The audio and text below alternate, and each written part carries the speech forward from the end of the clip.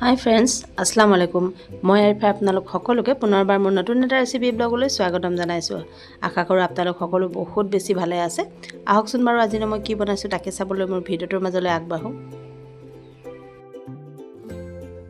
আজি আপোনালোকৰ মাজলৈ লৈ আহিছো বুটডালৰ বৰৰ কাৰী ৰেচিপি এটা। মানে বুটডালৰ বৰৰ তৰকাৰী। তাৰ কাৰণে এয়া বুটডাল মই লৈছো। বুটডালখিনি মই প্ৰায় 2-3 ঘণ্টা মান সময় তিয়াই ৰাখিছো। আৰু মই এতিয়া এইখিনি বইল হ'বলৈ দিম, একেবাৰে সিজাই নেপেলাও, মানে এইখিনি আৰু ধৰক কোমল হৈ যোৱালৈকে মই বইল কৰি লওঁ। তাৰ কাৰণে মই লৈছোঁ এয়া এটা কুকাৰ, আৰু কুকাৰতে মই দি দিম দাইলখিনি।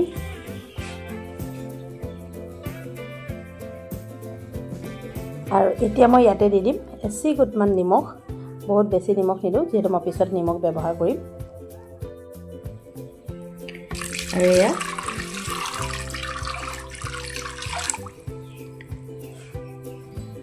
অকণমান পানী দি দিছোঁ, বেছি পানী নিদিওঁ। এতিয়া মই এইখিনি যিহেতু তিয়াই ৰাখিছোঁ সেইকাৰণে মই এটা বা দুটা হুইচেলে মাৰিবলৈ দিম। এইখিনি মই হুইচেল মই অকণমান মানে সিজাই লওঁ। আৰু এতিয়া মই এইখিনি ধুনীয়াকৈ ঠাণ্ডা হৈ গ'ল, আৰু এতিয়া মই মিক্সিং জাৰ এটাত দি এইখিনি অকণমান পিচি ল'ম। মানে যিহেতু একেবাৰে ভাঙি গুড়ি হৈ যোৱা নাই, দেখিছেনে অকণমান টান টান হৈ আছে ইয়াত, সেইকাৰণে মই এইখিনি পিচি ল'ম। আপোনালোকে বইল নকৰি ডাইৰেক্ট এনেকৈও দিব পাৰে, মানে কেঁচাকৈও মিক্সিত মাৰি ল'ব পাৰে।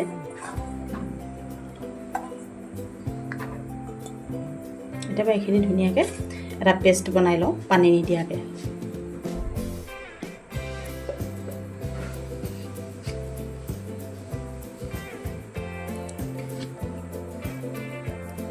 এতিয়া আছে এইখিনি মাৰি ল'লোঁ। কিছুমান অকণমান গোটা গোটা হৈ আছে আৰু কিছুমান ধুনীয়াকৈ মিহি হৈ গৈছে। এনেকৈ মই এইখিনি এটা উলিয়াই ল'ম।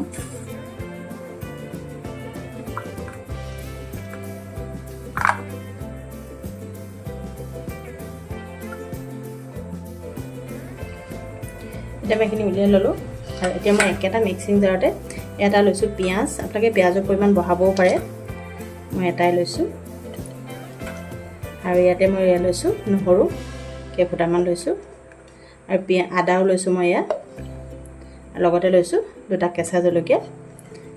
এটাইখিনি মই এতিয়া ধুনীয়াকৈ এটা মিহি পেষ্ট বনাই ল'ম। এতিয়া মই এই দাইলখিনি যিহেতু বইল কৰি লোৱা হয়, এতিয়া প্ৰথমে ইয়াতে মই বাৰু মছলাখিনি দি লওঁ।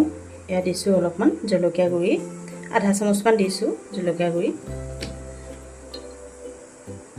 আৰু ইয়াত দি দিছোঁ অকণমান জিৰা গুড়ি। মানে যিখিনি বেছিক মছলা আমি ব্যৱহাৰ কৰি থাকোঁ সেয়াই দি দিছোঁ। আৰু এয়া দিছোঁ ধনিয়া গুড়ি,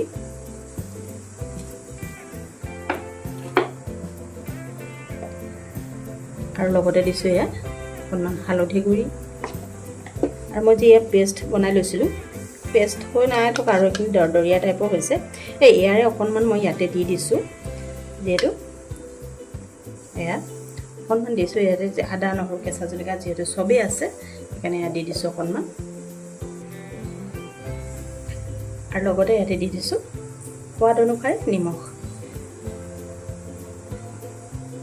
যদি আপোনালোকে দাইলখিনি বইল কৰি নলয় তেতিয়া বাইণ্ডিঙৰ কাৰণে একো নিদিলেও হ'ব, যিহেতু এইখিনি নিজেই বাইণ্ডিং হ'ব। আৰু যিহেতু মই এতিয়া এইখিনি বইল কৰি লৈছোঁ সেইকাৰণে এইখিনি মানে আঠাটো নাই ইয়াত। এতিয়া মানে এইখিনি পকৰি পকৰি বা যিকোনো মানে পকৰি আকাৰত বনাব নোৱাৰে, আৰু এইখিনি ভাগি যাব। তো সেইকাৰণে মই লৈছোঁ এটা কণী।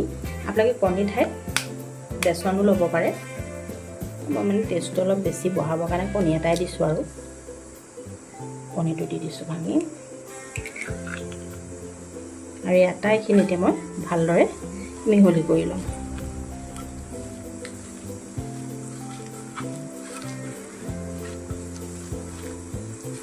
আৰু এইখিনি আমাৰ ধুনীয়াকৈ মিহলি কৰি লোৱা হৈ গৈছে। আৰু ইয়াতে দি দিম অকণমান চাট মছলা। চাট মছলাটো অকণমান ভাল লাগিবৰ কাৰণে দিছোঁ। আৰু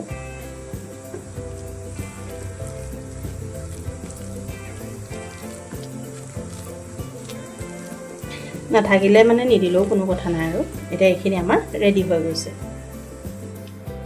এতিয়া মই গেছতে এখন কেৰাহী বহুৱাই দিছোঁ, আৰু ইয়াতে দি দিছোঁ মিঠাতেল, মানে একদম কমকৈ দিছোঁ যিহেতু মই এইখিনি একদম চেল' ফ্ৰাই কৰিম। আৰু এতিয়া মই এই বুটডালৰ এই বৰকেইটা এনেকৈ মানে বৰ আকাৰত আৰু ভাজি ল'ম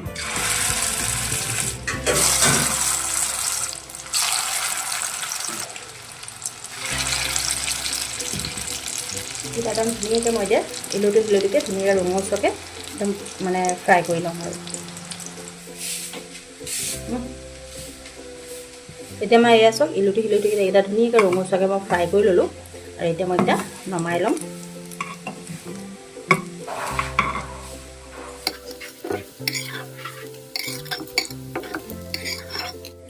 আৰু বাকীকেইটা বৰ মই এইদৰে ফ্ৰাই কৰি ল'ম এতিয়া আমাৰ এইকেইটাও ৰেডি হৈ গৈছে ধুনীয়াকৈ এইকেইটা মই নমাই ল'ম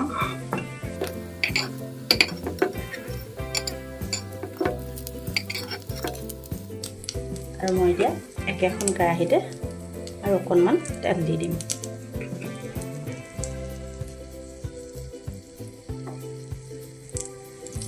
তাতে তেলখিনি গৰম হ'বলৈ দিম এতিয়া মই তেলখিনি গৰম হৈ গৈছে আৰু মই ইয়াতে দি দিম এই যিখিনি মই পেষ্ট বনাই থৈছিলোঁ সেইখিনি ইয়াতে দি দিম আপোনালোকে বিলাহীও ব্যৱহাৰ কৰিব পাৰে ধুই পেলাই অকণমান দি দিছোঁ লগাব আৰু এতিয়া এটা দি দিম সোৱাদ অনুসৰি হালধি দিম আধা চামুচমান লগতে দি দিম সোৱাদ অনুসৰি নিমখ মই অকল গ্ৰেভিখিনিৰ কাৰণে দিছোঁ আৰু দি দিম ইয়াত অকণমান জলকীয়া গুড়ি ধনিয়া গুড়ি অকণমান দি দিছোঁ ধনিয়া গুড়ি প্ৰায় 1 চামুচ মানে দিছোঁ আৰু বৰ বিশেষ মছলা মই ব্যৱহাৰ নকৰোঁ ইয়াতে আৰু কেইটামান জালুকৰ গুড়ি দি দিম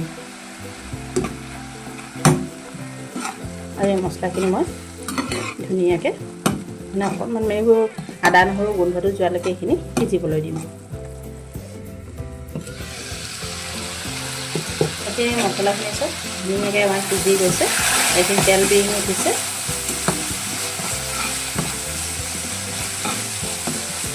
আৰু এইখিনি মই ভালদৰে লৰাই দিছোঁ আৰু ইয়াতে দি দিম পানী সিজিবৰ কাৰণে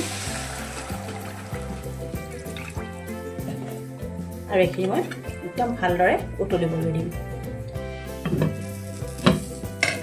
এতিয়া এইখিনি চব আমাৰ পৰা 4-5 মিনিটমান হৈ গৈছে আৰু এইখিনি ধুনীয়াকৈ উতলি গৈছে দেখিছেনে আৰু ইয়াতে মই এতিয়া এই বৰকেইটা দি দিম